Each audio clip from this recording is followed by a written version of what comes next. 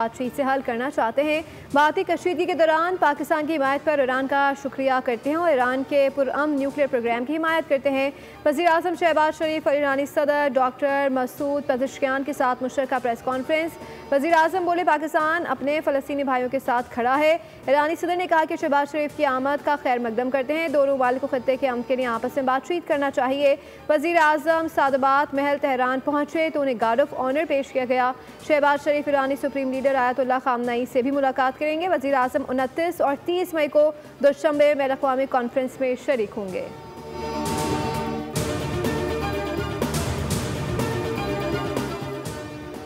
Peoples party का खैबर पख्तूनख्वा हुकूमत के खिलाफ सूबा बचाओ एहतजाज। पेशावर में मुजाहिरीन की रेड जोन में दाखिल होने की कोशिश। रेड जोन का गेट तोड़ दिया गया। पुलिस की शेलिंग। रेड जोन जाने वाला खैबर रोड बंद कर दिया गया। मुजाहिरीन की जानिब से असम्बली चौक पे कायम PTI कैंप पर धावा। कैंप को आग लगा दी। खैमा, कुर्सियाँ और दीगर सामान जल गया।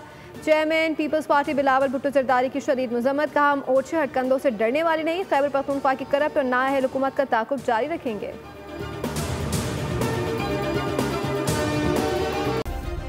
सब्सक्राइब करें और बेल दबाएं ताकि कोई खबर रह न जाए।